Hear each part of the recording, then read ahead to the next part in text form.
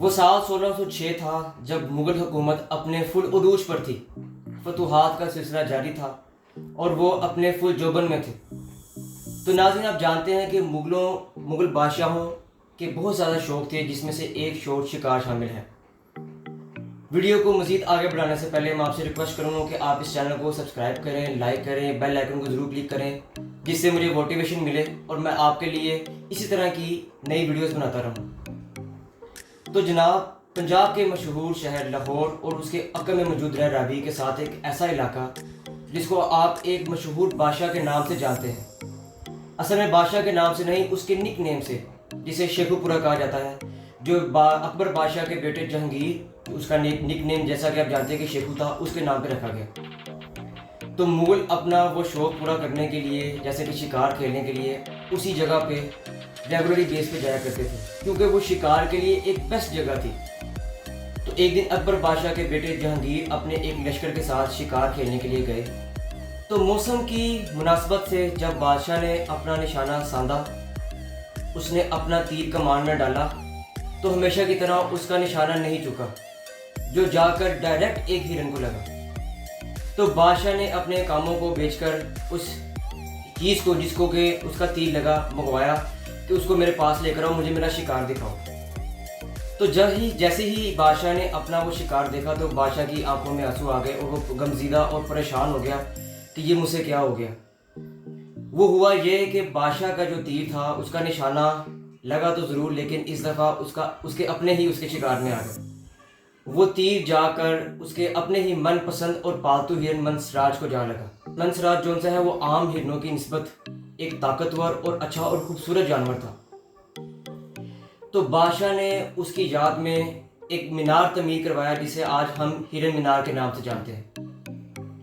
دوستو، اس مینار کو بنے تقریباً 417 سال ہو گئے ہیں، لیکن اس میں ایک اور چیز میں آپ کو بتاؤں کہ یہ صرف بادشاہ جہانگیر کا ہی کام نہیں، بلکہ اس کے بیٹے کی بھی اس کے اندر پوری انرولمنٹ ہے.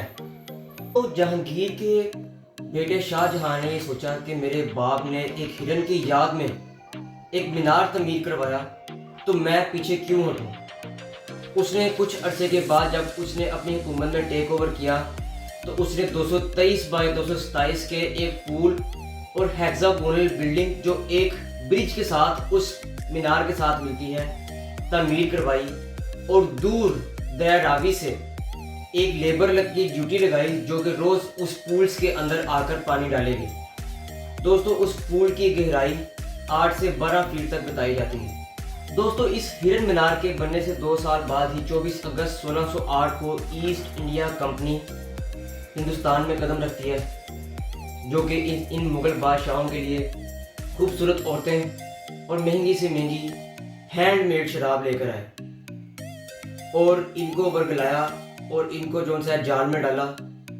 اور اس کا نتیجہ یہ نکلا کہ آنے والے کچھ سالوں کے اندر مغل سلطنت کا نام و نشان دنیا سے ختم ہو گیا، اور اسی گوروں نے، اسی ایسٹ انڈیا کمپنی نے 200 سال تک یا 200 سے زیادہ سال تک اس خطے پہ حکومت کی. یہ ایک علیحدہ ٹاپک ہے جس پہ ہم انشاءاللہ تعالی نیکسٹ کسی ویڈیو میں ڈسکس کریں گے. لمبا ٹاپک ہے. ابھی ہم اپنے دوبارہ اسی ٹاپک پہ واپس آتے ہیں، جس کا نام ہے ہرن مینار. دوستو، اب دیکھیے کہ پہلے ایک بادشاہ نے ایک مینار تعمیر کروایا صرف ایک ہرن کو قتل کرنے پہ، اور اس کے بیٹے نے آگے سے بجائے اس کو ختم کرنے کے اس کو اور زیادہ وسیع کر دیا، اور ایکڑز کے حساب سے زمین کو صرف ایک خوبصورت ڈیڈ پوائنٹ بنا کر چھوڑ دیا ہمارے لیے. 2 سال بعد آنے والی ایسٹ انڈیا کمپنی، جیسا کہ وہ 2 سال بعد آئی ہے تو شاہ جہاں کی حکومت میں آئی ہوگی، ان کے پاس پڑھے لکھے نوجوان تھے، وہ لوگ سیاسی تھے، انگلینڈ سے تعلیم یافتہ تھے، چلاک تھے، جنہوں نے اس ساؤتھ ایشیا خطے میں آ کر ہمیں ریلوے دی. حالانکہ اپنے مفاد کے لیے دی، ہمیں ریلوے دی. انہوں نے یہاں پہ سکولز بنائے اپنے مطابق، انہوں نے یہاں پہ خوبصورت بلڈنگ بنائی اپنے عیش و آرام کے لیے. یہ بادشاہ اس وقت حکومت میں تھے، مسلمان طاقت تھی، ان کی ایک بہت بڑی سلطنت تھی. وہ ان گوروں کو مجبور کر سکتی تھی کہ وہ یہاں پہ ایک ایسا مدرسہ قائم کرے، ایک ایسا اسکول قائم کرے جس سے ان کے نوجوانوں کو وہ ٹیکنیکس، وہ سیاسی داؤ پیچ سکھائے جن سے وہ خود ہمیں برباد کر کے چلے گئے۔ میرا مقصد مغلوں کو ان کی اپوزٹ کرنا نہیں ہے، ان کی برائی کرنا نہیں ہے۔ میرا مقصد صرف آپ لوگوں کو یہ بتانا ہے کہ وہ لوگ آئے اور ہم پہ قبضہ کر کے چلے گئے، حالانکہ طاقت میں ہم تھے۔ وہ طاقت تیمور ہمایوں سے چلتی آ رہی تھی، جو کہ آہستہ آہستہ مکمل طور پر ختم ہو گئی، اور انہوں نے ہمارا نام و نشان دنیا سے ختم کر دیا۔ دوستوں، میرا یہ ویڈیو بنانے کا مقصد بالکل مغلز کو کرٹیسائز کرنا نہیں ہے، اور نہ ہی ان کی بنائی ہوئی تمام ان بلڈنگز کو کرٹیسائز کرنا بالکل نہیں ہے۔ میں جانتا ہوں کہ آج یہ ہماری ثقافت کا حصہ ہے، ہمارے ملک میں ٹورزم کو فروغ ملے گا، ادھر گورے ان کو دیکھنے آتے ہیں، وہی گورے جو یہاں پہ حکومت کر کے گئے ہیں۔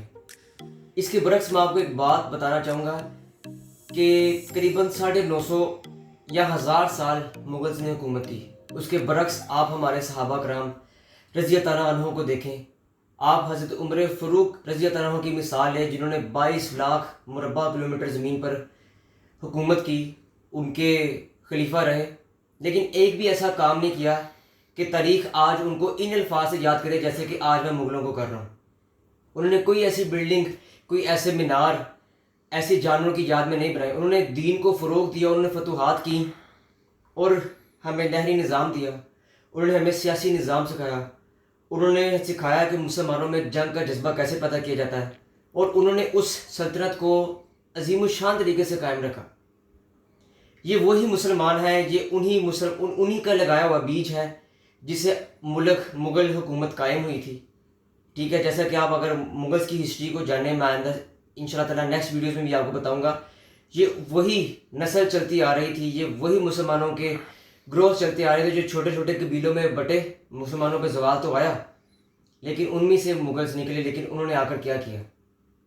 یہ قرآن و سنت سے دور ہوئے، یہ عورتوں اور شراب میں مشغول ہو گئے، اور اس کا نتیجہ یہ نکلا کہ جو لوگ جن کی ہم نے کئی سال پٹائی لگائی، وہ ہم پہ حکومت کر کے اور ہمارا نام و نشان دنیا سے مٹا کر چلے گئے۔